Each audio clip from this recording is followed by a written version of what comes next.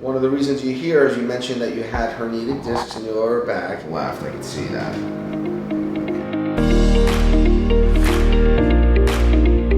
There we go. You put it down.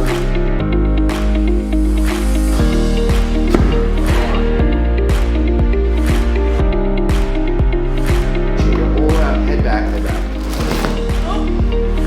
Okay. Sit down. Wow. That's even better. We went to another chiropractor, and if I get this right, he told you you need 26 visits.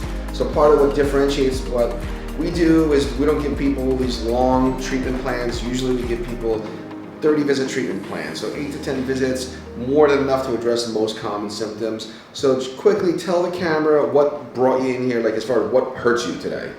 My lower back. Lower and back. my shoulder. And your shoulder, okay? And how long has it been bugging you? For a couple of months now, maybe 6 months or more. Okay. And if you had to give a scale from 1 to 10, 10 being like you thinks about it all the time and 0 is nothing, where are you right now this very second?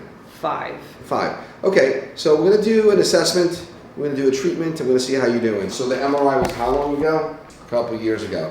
Okay, so just because you have an MRI finding from a couple of years ago that shows you have herniated discs, I don't like when patients carry that around like a title. So, you know, discs do heal on their own. So instead of just treating an MRI, we treat you as a person, okay? So lower back more on the right than the left, I can see that.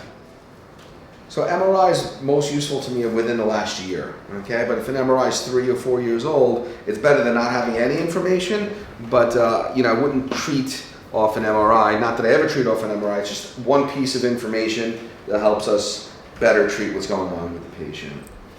Okay, so one of the things that you see me doing in all my videos is do the sacral lift test. So I'm going to start at the feet, just do a leg check and see if we have a positive knockless test, orthopedic. And do you feel that in your lower back a little bit?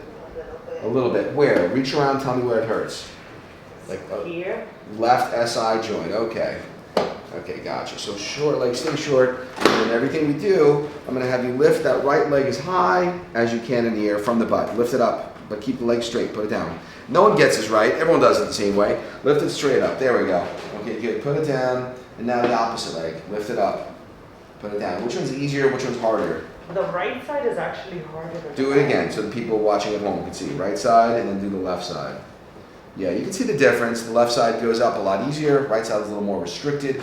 Generally, chiropractically speaking, what that tells me is that there's a sacral rotation. When you look at the sacrum, you know, you can see that the sacrum kind of shifts off a little bit to the right, which will block that leg lift. So what I'm going to do is the drop technique, where I'm going to drop the pelvis back into the midline, okay? And what you should see is almost immediately, you should see the leg go up easier. And you should feel that, okay? So people that are watching this might be potential patients in the New York City area, or they might be somewhere across the country or across the world, just wanting to learn a little bit more about how chiropractic works and what I'm looking for. So I'm just trying to document my day-to-day activity here. Take a nice deep breath in and let it out. 1, big drop. 2 more coming. And let it out. Okay, good. That noise I make is just so I let it out. It's kind of like karate when you break through stuff, you need to let it air out so you don't hurt yourself. All right. Lift that leg straight up, the right leg. Is that any easier? Yes. Okay, do the left side and do the right side. Easier, correct? Uh-huh. All right. I'm going to get your mid-dorsal right here, which I think is a big issue. You probably sit way too much. So flip over. This is everyone's favorite adjustment. One of my favorite. I don't think this is used enough in chiropractic. Sit up straight for me. Sit up straight. Good. It's such an easy adjustment to do on the patient because I'm not using a lot of force. I'm using their body weight. So let's do this. Hands, cross, hug, chin down. Okay. So almost all the time, curl into a ball a little bit, like curl. Almost all the time, I find it's kind of like either right at the bra strap level or right below, like kind of right in here. So I'm going to get right in that area. Stay in the ball. Take a nice deep breath in. Breathe in. Yep. And let your air all the way out. Head back. Put your head back. Let your air out. Head back. Oh. Okay. Is that okay? Mm-hmm. Okay, good. I feel that. Sit up straight. I know. I heard it. I felt it. Lay down. So what's also interesting is I always like to have an understanding of what's going on posturally. So we'll always look at the posture before, after, and that pain scale that we talked about, a 5, see where she is after the adjustment. Usually I like to shoot for a 50% improvement in symptoms, usually within the first visit, but definitely within the first 30 days for sure. Drop this, rotate, rotate, rotate, rotate, drop its head down. Wow, that's moving better. 2, 3, press his head down. All right, good. All right, sit up straight. Swing your body around that way, facing that way. Stay seated. Stand up for me. Turn facing the glass and tell me what's different. What do you feel right away after balancing your sacrum? Shoulders are definitely looser. Shoulders are looser? For sure, looser.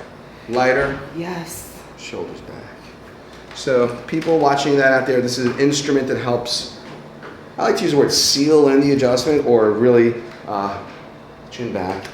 If anyone that's a medical doctor or orthopedist and they don't like the word seal, we're talking about stimulating the mechanoreceptors and proprioceptors, so it's more of input up to dorsal root ganglion, up into the brain, and helping to reprogram the posture.